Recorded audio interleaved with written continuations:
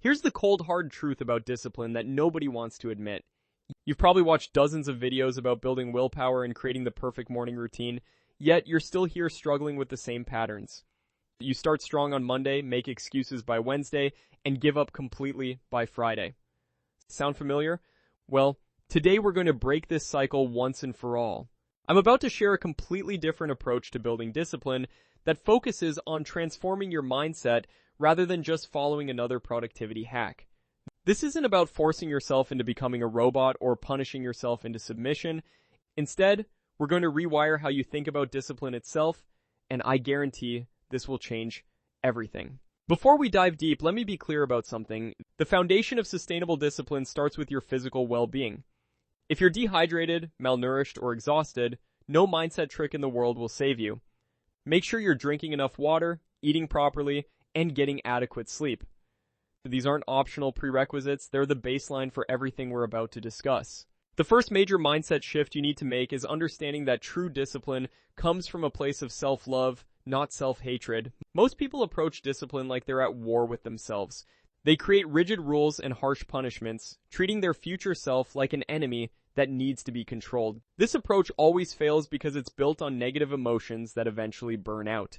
Instead, think about discipline as the highest form of self-care. When you choose to work out instead of staying on the couch, you're not punishing yourself, you're giving yourself the gift of health.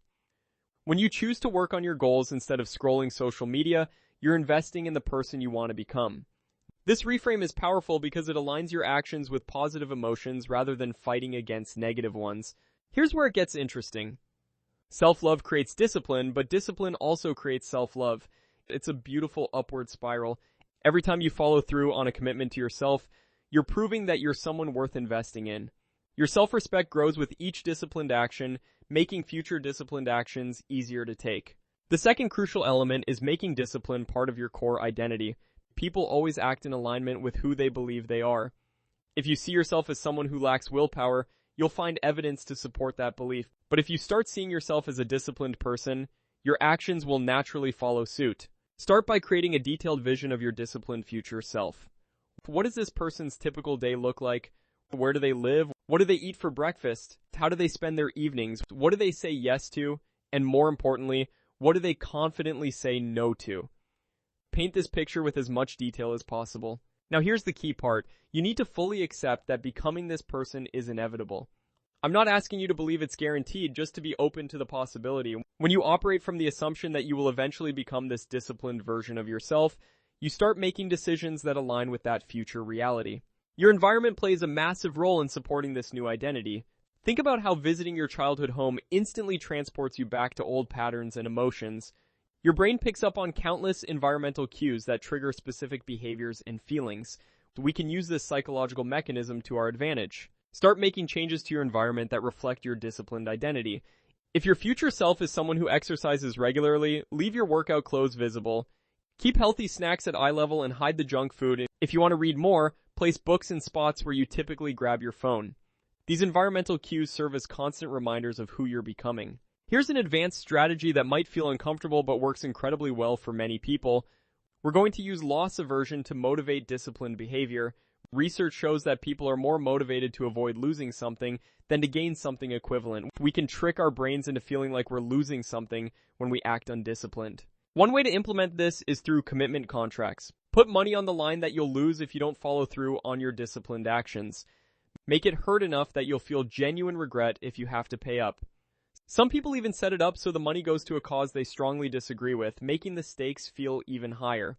Let's talk about the practical side of getting started, because you can have all the right mindset in the world, but if you can't consistently begin your disciplined actions, nothing else matters. Starting is often harder than sustaining momentum, like that first push on a bicycle pedal. Develop specific starting systems that remove the mental negotiation about whether or not to begin.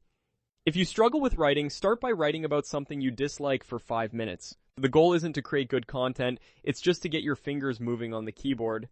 If you have trouble getting out of bed, use an alarm that requires you to scan a barcode in another room to turn it off. Equally important is eliminating friction between you and your desired actions. Prepare everything the night before. Lay out your gym clothes, prep your meals, organize your workspace. Remove as many barriers as possible between deciding to act and actually acting. Every small obstacle you remove increases the likelihood that you'll follow through. Building sustainable discipline also requires a realistic approach to rest and recovery. Discipline without balance leads to burnout, and burnout leads to giving up entirely. Find a rhythm that you can maintain long term. For many people, this means working intensely during the week and truly resting on weekends. For others, it might mean shorter daily sessions with built-in recovery time. Pay attention to what energizes you and what drains you. Keep a simple log for a few weeks, noting what activities and experiences leave you feeling more energized versus depleted.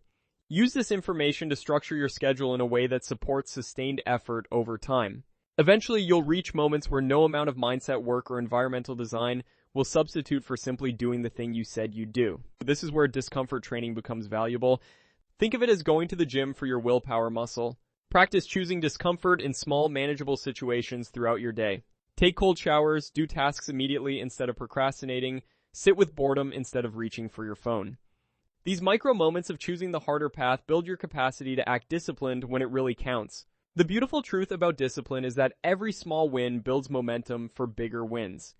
Each time you follow through on a commitment to yourself, you're gathering evidence that you're becoming the person you want to be. This evidence makes future disciplined actions feel more natural and automatic. Remember that building genuine discipline is a long-term process, not an overnight transformation. There will be setbacks and moments of weakness. The goal isn't perfection, it's progress. Each time you get back on track after a slip-up, you're strengthening your discipline muscle. Your relationship with yourself determines everything else in your life. When you prove to yourself that you can be trusted to follow through on your commitments, you develop an unshakable confidence that extends far beyond any single goal or habit. You become someone who does what they say they're going to do, and that person can accomplish almost anything. Start today with one small action that aligns with your disciplined identity. Choose something so manageable that you can't possibly fail, then build from there. Your future self is counting on the decisions you make right now.